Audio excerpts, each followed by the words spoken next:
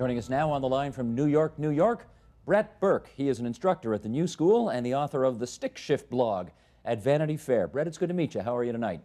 I'm great. Nice to meet you as well. Take us back. What started your fascination with cars? That's a good question. I'm from Detroit originally, so I think somehow it was in the atmosphere a little bit. But I seem to recall that the beginning of my interest came with a gift of one of those, sort of cheap coffee table books that you get that are like on the remainder shelf or something like that at the bookstore. I had one originally that was about trains, which didn't really hold my interest. And then somehow I think maybe my grandmother gave me one that was about great cars of the classic era or something like that. And I don't know, I took to making sketches of those cars, terrible, like improper perspective kinds of sketches with like the whole side of the car and then a weird, suddenly the front turned at you, sort of weird three-quarter view. And I think that's where it got started, just looking through those pictures and sort of getting to know cars from the 30s. And do you remember the first car you bought and how old you were? Yeah, I do. Actually, for a brief period of time, I owned a Dodge Omni, which was really a crappy car in the early 80s. And fortunately for me, the engine mounts broke, and the engine fell out of it and snapped one of the front axles. And we had that repaired, and we got rid of that car. And I like to consider my first real car a 1973 BMW 2002. Which is, that's not bad at all. A classic these days. I wish I was able to hold on to it, but a fool in a Mazda rear-ended me and totaled it back in the late 80s. That is a crime. Yeah, it was a crime. I still mourn that car, and I search for them still on occasion. As well you should. Yeah. Now tell me this, you are, that people who read your blog will know, you are openly gay, and the blog Stick Shift is gay-themed. And I wonder whether you find it difficult for people to get past the preconception that the car culture, is the preserve of kind of the beer-swilling, very heterosexual alpha males. Right. Well, I think, this is sort of a theme in my life in recent years. I published a book last year called The Gay Uncle's Guide to Parenting. And I worked for many years in early childhood education. I was a classroom teacher and a preschool director. And so I seem to, I don't have any kids of my own, of course. I've been working with young kids for 20 years. But I seem to select topics, areas to write about and to cover that are sort of the last thing that people want to get advice from a gay guy without kids about. So kids and cars, sort of the two topics that probably no one wants to hear my opinion on. That said, I enjoy a challenge, I guess, so maybe that's part of it. I think there's definitely people out there, I know this is the case with Gay Uncle with the book, and I know it's the case with Stick Shift as well, who are just not going to look at it because they're like, oh, whatever, they're prejudiced in some way or another about that perspective. But I think if people can get beyond that, obviously it's not just straight guys that buy cars. You know what I mean? Like there's 10% of the population's gay. I'm guessing a lot of those folks have cars as well. And I think we live in an era when gay men are sort of lifestyle gurus or whatever, for lack of a better term, instructing people about what to wear and what to eat and how to decorate their houses and all that kind of stuff. So I figure, instructing people about kids and telling them about cars is perfectly within my purview. Okay, in which case, finish the following sentence. Cars tell us what about ourselves? I think they tell us how we want to be perceived. I think they tell others how we want to be perceived. I'm not sure what they tell us about ourselves. I think it may be a similar idea of sort of an ideal sense of who we are. And I think, like anything having to do with a brand or with a specific product, we connect with it on some sort of visceral level or some sort of emotional level. Otherwise we'd all be driving around in the same exact vehicle wearing, I don't know, canvas sacks or something like that. Geez, I'm afraid to ask this follow-up question then, because I drive a Dodge Caravan. What does that say about me? That says that you probably have some kids. Am I guessing right? You are guessing right, yeah. Okay. And some hockey equipment too. Right, and some stuff to cart around. That's about it. I think that's if you're a guy who drives a Dodge Caravan, unless it's a panel van and you're a plumber or something like that, you're probably a dad. Okay, let's talk car culture here. How much a part of our overall culture would you say cars have been since, I don't know, let's say the end of World War II? I think about 35%. Okay, and you come to I'm just kidding. That's a great what do you answer for mean? what is a pretty stupid question, I guess. But you know, I guess what I'm trying to get at here is in some respects, our entire cities have all been laid out based on the car. We think of Yes. so much about our own personality based on what kind of car we drive, and we've all had a good laugh at my expense about what I'm driving. But the culture of our cities, of our countries, and so on, a lot of it's wrapped up around the automobile, is it not? Yes, I would agree with that, definitely. And I think, I mean, oftentimes, much to the detriment of, you know, livability in people's actual lives. You know, I'm a car booster, but I'm also, you know, I'm also a New York City resident. So, you know, it's sort of the one city, I think, in the States at least, where you don't actually need a car in order to get around. And the great, you know, it has the lowest rates of car ownership of any city in the country. So I think, yeah, I mean, I think we've sort of built our grave in certain ways, you know, or dug our own grave. I guess you don't build a grave. Dug our own grave in terms of sort of being beholden to the automobile. You know, people complain constantly about how their commute in and driving and the price of gas and the price of keeping their cars on the road and all of that kind of stuff. And you know, a lot of that is because we sort of made this decision culturally and governmentally and for whatever other reasons to support car culture and to lay out our lives around that. It could change in the next, you know, 10 or 15 years. Well, we've repeatedly heard the phrase, you know, the Detroit Three are in the predicament they're in today because, quote, they weren't making cars people wanted to buy. Do you agree with that?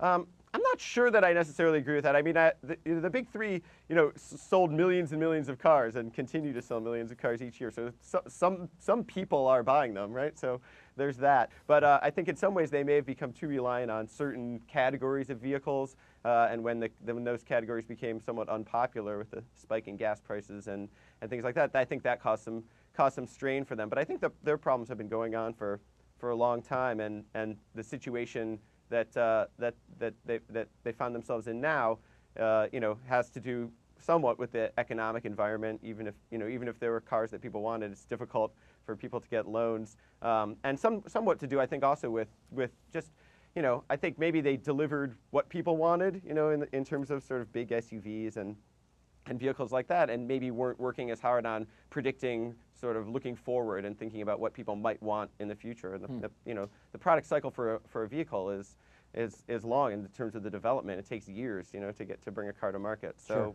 How would you have to be gauge? thinking in advance. Sorry, how would you gauge the reaction in your country to the demise? Is a bit too strong because they're not dead yet, but they're certainly on life support of General Motors and Chrysler today. Well, I think it's not a huge shock. I mean, it's been in the works, and people have been talking about it for quite some time, at least within the context of people who cover the automobile industry. I think it's scary for, you know, for Americans to see big industrial companies go through trouble like this. You know, I think a lot of Americans have this perception that, you know, we're on top, and that's where we belong, and that's where we're always going to be. I think, you know, I think it can be good to be humbled a little bit, I think, in terms of that perception. That said, you know, my heart certainly goes out to all the people that are losing their jobs and all the people that are struggling, given the change that's going on. But I think it's been hard to take, I think, for a lot of people. One of the things, though, that I think has surprised a number of people I've spoken to up here is the bailout to keep these companies afloat has been so expensive. I think Canada's national newspaper, the Globe and Mail, had a piece on Friday saying it was $1.4 million per job to save each job in General Motors. And that the cry to spend whatever it takes to save the domestic auto industry has actually not been that loud. And there are plenty of people who apparently are content to let these companies go under. Are you picking that up as well? Yeah, I mean, I think there's a lot of sentiment right now in general that, you know, all these people, you know, they dug their grave, they made their bed, they should all, you know, lie in it or whatever. You know, when you have national industries, I think part of the government's role is to take a role in sort of helping to guide those industries. So I think, you know, to see General Motors disappear, I think would be a huge blow to you know, sort of our country and sort of the industrial base in the country. and in terms of creating product and stuff like that. So I don't know. I don't feel like there's been a huge hue and cry just say like, oh, destroy it. You know what I mean? Let it fall all the way apart. I think the wise decision is to sort of help it through a restructuring and to try to guide it into becoming a more streamlined company. Well, having said that, let's see whether or not this one type of car I'm about to ask you about has really seen its last days. Given the price of gas, given that General Motors has decided to pull the plug on several of its brands like Pontiac, is the day of the muscle car over? I'm not sure. I mean, I think, muscle cars always sort of been a little bit of a niche market. So I think that there's potentially room for something like that to exist and to continue to exist. The new Camaro comes to mind, the Ford Mustang, the Dodge Challenger. Those cars, they're attractive to people, and they're garnering a lot of attention, I think, and a lot of affection, I think, from people. I think what we're potentially going to see, though, also is a redefinition of what the muscle car might be. Things like an all-electric muscle car, the Tesla Roadster. A hybrid and electric powertrains have been up until very recently sort of used just for fuel economy sake, that as their principal goal. I think we might see those kinds of powertrains fueling the next generation of muscle cars. The Tesla Model S comes to mind as well as a muscular, big sedan that's a electric powered vehicle. Let's go through some of the more famous brand names, and then I want you to give me your instantaneous reaction to what goes through your head, okay? Here we go. Cadillac, what do you think? Cadillac. I'm a big supporter of Cadillac. Goes back to I think my childhood. My grandma always drove Cadillacs when I was a kid. I think they've done out of all the domestic brands, I think they've done the best in recent years in sort of creating a real identity for themselves, and in terms of sort of advancing the level of their product to the point where it's competitive with a lot of the top-notch imported cars, just in terms of engineering, in terms of engine design, in terms of transmission, in terms of interior. And I think they've done it in a real American way. Like the look of the cars looks American, but it looks sophisticated and advanced as well. So thumbs up from me for Cadillac. Thumbs up for Cadillac. Okay. How about anyone Chevrolet? Who reads Chevrolet. I think they're struggling to try to figure out who they're going to be. I think that's going to be the case with some of the other GM brands as well. And they've been a sort of a value brand for many years, and I think they need to figure out a little bit more how to bring that to light. They've done it with some of their vehicles. The Malibu comes to mind, and the Chevy Traverse crossover. But I think they need to figure out how to do it with small cars. I think people are going to be looking for small cars from Chevrolet. How about Toyota? Toyota.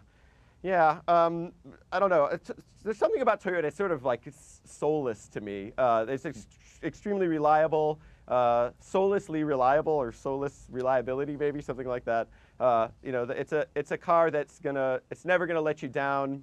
It's gonna hold its value. It's gonna get you from point A to point B with a minimum of fuss as long as you take care of it. But they don't speak to the passionate side, and that's sort of where I come from in terms of my view on cars. So the Toyota model for you would not be the way to go for the U.S. domestic auto industry, is that right? Well, I don't know. It might be. Like, they sell a lot of cars, right? Yes, they do. They're certainly popular. I think the model of creating a brand that's all about dependability, reliability, and that you can count on. I think it's something that the domestic manufacturers have been working to achieve in the past 20 or 30 years.